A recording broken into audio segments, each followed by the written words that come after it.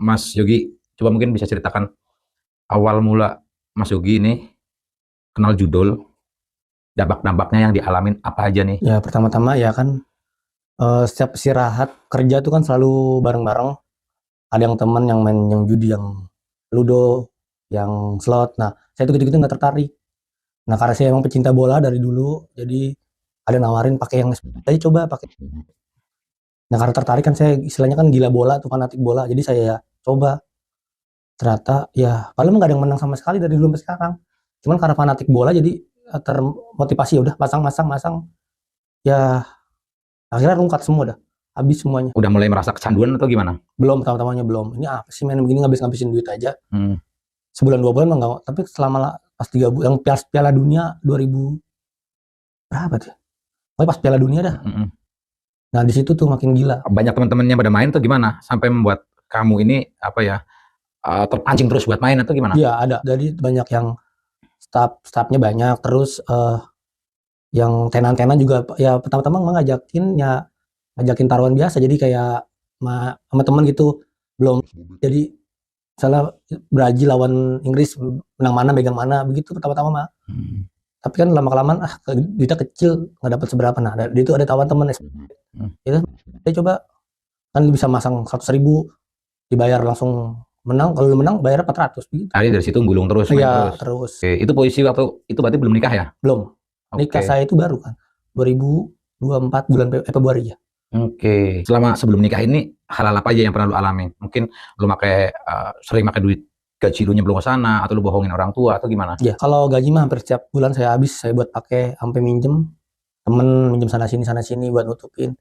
Ya pinjol juga, sampai pinjol temen dipakai juga, sampai sekarang juga masih ada pinjol temen dipakai-pakein. Ya buat gali lubang tutup lubang, buat ya pokoknya buat main judi aja. Jadi tuh kayak kewajiban harus di otak tuh, harus masa lu cemen nggak main begitu. Di situ di otak tuh situ. Oke. Sama di pikiran, sama di hati. Oke. Sampai akhirnya lu memutuskan nikah tuh gimana? Kan posisinya kan lu masih dalam keadaan kecanduan judul nih. Maksudnya orang dalam posisi kecanduan judul kok bisa nih memutuskan buat nikah gitu? Nah itu maksudnya itu kan saya pacaran udah lama tuh.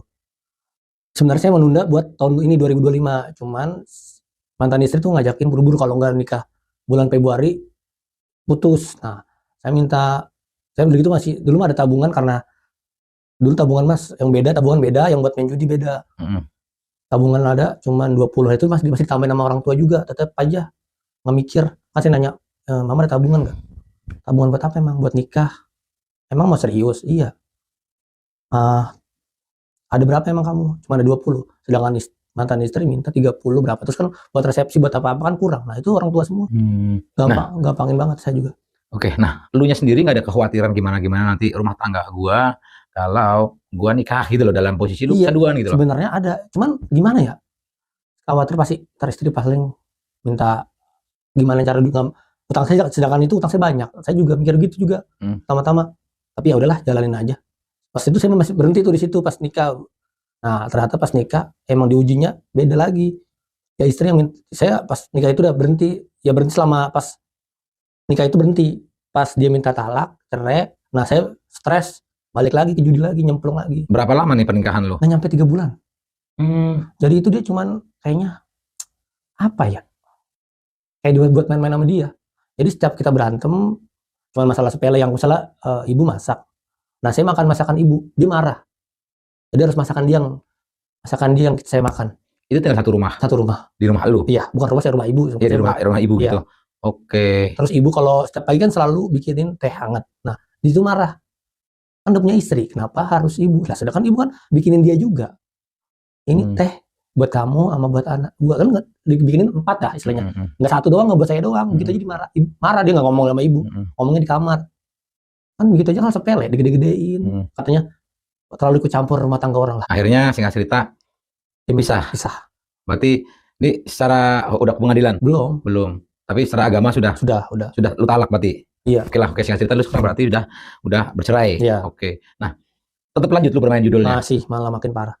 Gimana coba ceritakan? Ya mungkin stres sekali ya, jadi rencana kan mau bahagiain orang tua, bahagiain ini, pengen punya anak, lagi anak satu-satunya, sedangkan ibu pengen punya cucu. Ya cuman ya ternyata hancur begitu aja. Ya jadi mungkin stres dah. Saya keluar, Dari situ saya nggak, istilahnya kan di situ pas dari Giant kan tutup, saya nggak punya teman sama sekali di situ.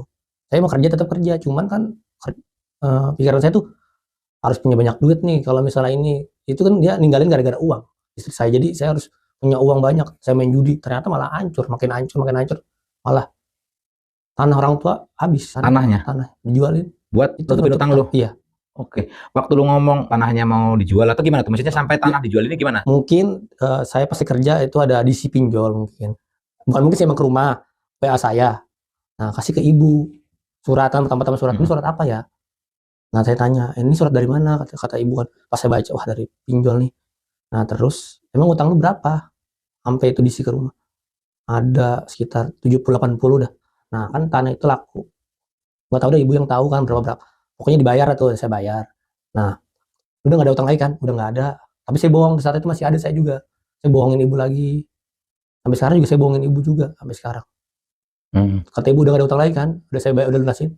Ya udah gak ada, tapi masih ada. Sampai sekarang. Gak ketutup juga sebenarnya? Sebenarnya gak ketutup. Oke, tapi lu bilang udah gak ada lagi? Iya, sampai sekarang ngomong udah gak ada lagi. Tapi tetap aja ada. Ada. Itu lu utang kemana lagi nih? Yang ada, yang masih ada? Yang masih ada teman itu, teman pinjol teman dipakai. Tapi nama teman saya pakai duitnya. Banyak. Ada sebulan 2.500.000. Sebulan harus mengeluarkan 2.500.000. Selama setahun, 6 tahun setengah. Tahun setengah. Ingat gak waktu minjem berapa itu? 15. Iya. 15 juta. 2 orang. Hah? 2 orang. 2 orang 15 juta. 7 juta, 7 juta. Iya. 7,5 ya. Kok jadi banyak segitu? Iya, emang jadi satu orang 1,2. 1,2 ya. Selama setahun setengah. Itu sampai sekarang ibu nggak tahu berarti ya? Belum tahu. Belum tahu ya. Pasti saya bakal ngomong, cuman ya itu efeknya nanti.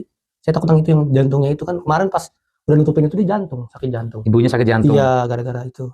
Gara-gara tanahnya dilepas. Ya, mungkin. Gara-gara mikirin lu. Iya, udah cerai, banyak utang, judi. Otak di mana? Nggak dipakai kan. Dengan ibu sakit-sakitan gitu. Gimana? Ya sedih sih emang. Ya, gimana ya? Hasil jerih payah yang selain dari muda banting tulang, rumah, tanah. Saya rumah yang nggak keluar. Tanah kan istilahnya itu kan buat masa tuanya dia nanti. Nggak mau nyusahin anak, tapi malah anak yang nyusahin orang tua. Kan itu balik. Di sini nggak mikir sayanya. Jadi itu kayaknya kayak efek canduan terus. Ayolah judi lah. Ini masang nih pasti menang begitu mulu. Tetap aja kalah. Ibu tahu lu masih main sampai sekarang, Bang? Apa tahunya lu udah sembuh? Udah. Tahunya udah sembuh. Oke, ini kalau ibu tahu bahaya ini. Makanya. Sakit jantung ibu ya? Iya, makanya saya ngomong sama si Imam tuh begitu. Kalau ibu tahu malah hancur, malah ngeri. Saya udah ngomong sama bapak juga istilahnya sudah nggak peduli. Lu udah kayaknya kayak gimana ya? Acuh gimana sih kalau orang tua cowok tuh acuh udah. Mau lagu apa guys bodo amat, gara-gara lu kerja keras gua habis. Bukannya bahagiain malah hancurin hidup gua, begitu mulu bapak kalau ngomong. Dia nggak pernah kasar, cuman mulutnya selalu ngomong begitu. Gue hujan-hujanan, panas-panasan, habis buat lu doang begitu. Ngeliat keadaan ibu sekarang punya penyakit jantung yang disebabkan karena lu nih bermain judul. Apa perasaan yang lu alami gitu? Dia suka sedih sih emang. Yang istilahnya selama ini anak yang dibangga-banggain, anak satu-satunya nih anak gue nih. Insya Allah bisa bagiin orang tua, angkat derajat, malah bikin orang tua ya gimana ya, orang tua jadi malu, utang sana sini, istilahnya nutup-nutupin buat ya penting utang lunas, cuman yang gak tutup-tutup, kasihan orang tua juga pikir. Sampai ngomong jangan bikin malu orang tua apa, udah cukup. Emang nggak ada, otak lu nggak dipakai begitu mulu, cuman ya balik lagi gitu. Bahkan setiap selalu ngojek dapat duit saya depoin. Nggak ada sisa gitu? Nggak ada. Jadi misalnya selama 8 jam narik dapat 125, ya saya depo segitu, habis. Kalau capek-capek, panas-panasan juga. Nggak kepengen beli makanan, martabak ya buat bawa ke rumah gitu? Enggak. Di otaknya tuh udah nggak ada, jadi itu harus depo. Kan ibu puasa Senin Kemis. Orang mah di mana-mana bawain, tapi saya nggak pernah bawain. Udah nggak ada otaknya, dengan nalar jalan. Gimana kalau seumpama terjadi apa-apa sama ibu dengan keadaan ibu sekarang masih sakit-sakitan? Ya, nyesel pastilah, senyesel-nyeselnya. Makanya sekarang mau berhenti, mau bener-bener mau berubah. Yang pertama mah jauhin judi, saya pengen jauhin judi, udah pengen lunasin utang, udah pengen bagiin orang tua.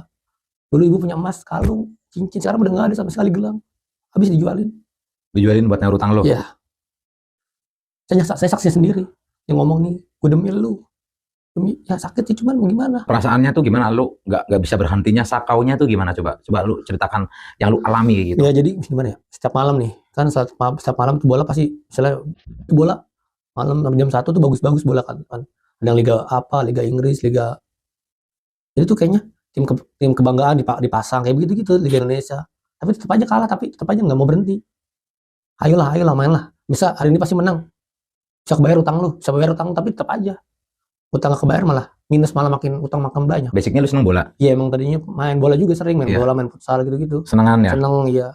Oke. Itu lu pantangin terus tuh pertandingan, habis itu lu mainin judinya. Iya, jadi misalnya kan di liga apapun saya pasang.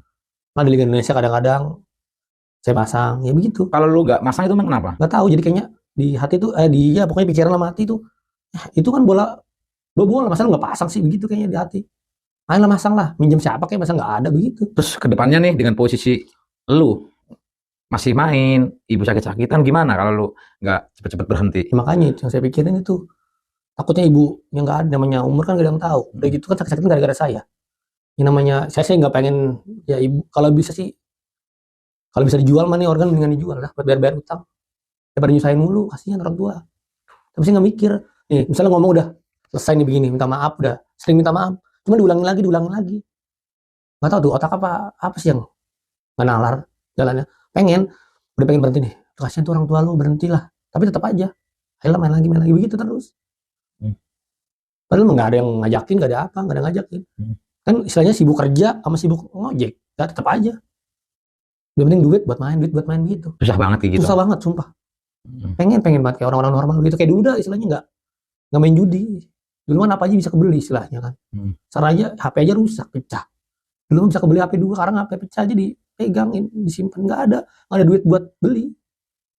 Saking susahnya begitu. Tapi nggak mikir, kan gara-gara lu judi, kenapa lu nggak berhenti? Kenapa lu nggak nabung buat lu beli apa yang keperluan lu, buat urusin cerai lu lah, rumah tangga lu, kan belum sampai sekarang belum diurus. Yang istri belum dinafkain juga, kan dosa juga saya mikir. Lu ngakuin lu semuanya udah ngakuin itu, kenapa itu ya emang kalau dipikir mah ya karena satu-satunya bukan bagian orang tua, malah bikin hancur orang tua gitu ya. Tapi tetap aja tagihan terus. Lu bener-bener udah pengen banget berhenti gitu ya? pengen bagian orang tua yang pertama itu mah udah. Jangan bikin dia sengsara buat hidup. Kadang-kadang juga sholat juga mikirin lah pasti dah. Setiap tahajud, setiap puasa, setiap duha pasti dia mikirin, ini anak kok gini amat, udah doain, udah dikasih, sudah dikasih kesempatan udah, tapi tetap aja begitu lagi. Kasih wejangan, istilahnya kalau orang Jawa ya wejangan gitu, udah tetap aja begitu lagi. Lagi kan ibu bontot dari keluarga dia 9 bersaudara. Sebenarnya disayang istilahnya, cuman gimana ya, dia kasihan juga.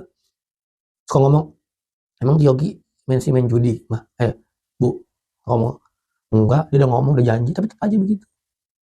Dia udah ngomong, udah enggak bu, udah enggak main judi, tetap aja main, bohong selama ini, bohong. Sedih ya? Sedih sumpah. Pengen banget berhenti kayak orang-orang normal gitu. Pengen misalnya rajin sholat lagi, sekarang ada sholat aja ya kayak susah banget. Malah kebalik, kayak sholat itu kayak ada setannya, tapi gimana? Malah jarang sholat sama sekali sekarang. Karena otaknya tuh kepikirannya judul mulu ya? Iya. Judi mulu gitu ya? Pengen berhenti tapi bingung caranya. Iya, gitu. benar. Mau cerita ke siapa? Anak satu-satunya bingung.